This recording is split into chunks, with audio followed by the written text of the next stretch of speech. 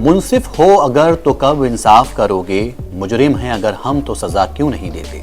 अहमद फराज साहब का ये शेर पाकिस्तान के पूर्व प्रधानमंत्री जुल्फिकार अली भुट्टो पर सटीक बैठता है। 44 साल पहले जुल्फिकार अली भुट्टो को फांसी की सजा तो दे दी गई थी, लेकिन इंसाफ अभी तक इंतजार कर रहा था। पाकिस्तान के सुप्रीम कोर्ट ने इंतजार खत्म करते हुए फैसला सुनाया है कि पूर्व प्रधानमंत्री के मामले में निष्पक्ष सुनवाई नहीं की गई थी। नमस्कार, आप देख रहे हैं एनबीटी ऑनलाइन और मैं हूं आसिफ इकबाल। पाकिस्तान के पूर्व पीएम जुल्फिकार अली भुट्टो को 1979 में सैन्य शासन ने फांसी दे दी थी। पाकिस्तान के लोकप्रिय नेताओं में शुमार रहे भुट्टो को पसंद करने वाले उनको फांसी देने के लिए जनरल जियाउल हक को विलन मानते हैं। दिलचस्प बात यह है कि जिया को बढ़ाने वाले भी भुट्टो ही थे और नियमों के पार जाकर उनका कद बढ़ाया था। जियाउल हक पर भरोसा और उनको आगे बढ़ाने का फैसला ही उनकी जिंदगी के लिए सबसे खतरनाक साबित हुआ। मुख्य न्यायाधीश काजी फैज ईसा ने पाकिस्तान पीपल्स पार्टी के संस्थापक भुट्टो को दी गई मौत की सजा से संबंधित सुनवाई के दौरान शीर्ष अदालत की 9 सदस्यीय पीठ की सर्वसम्मति वाली इस राय की जानकारी दी।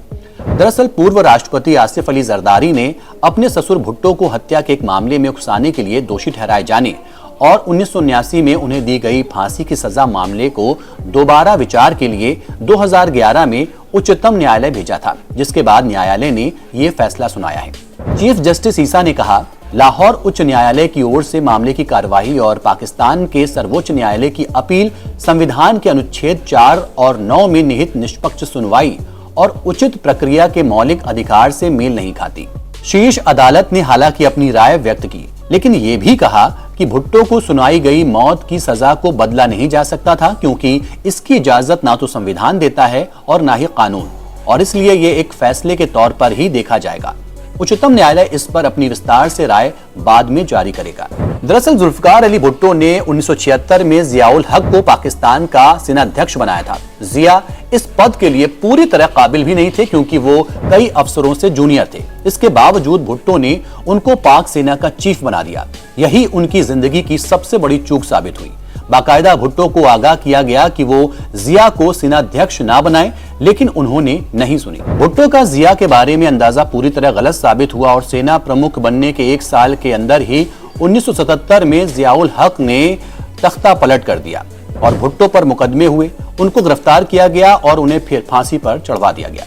जिया के राष्ट्रपति रहते हुए एक ऐसे मुकदमे में 1979 में उनको रावलपिंडी की जेल में फांसी दे दी गई, जिस पर लगातार सवाल उठते रहे हैं। इस मामले में भुट्टो के दामाद आसिफ अली जरदारी ने सुप्रीम कोर्ट में अर्जी दी और अब पाकिस्तान के उच्चतम न्यायालय ने भी मान लिया है कि उनको फांसी देने का तरीका ठीक नहीं था।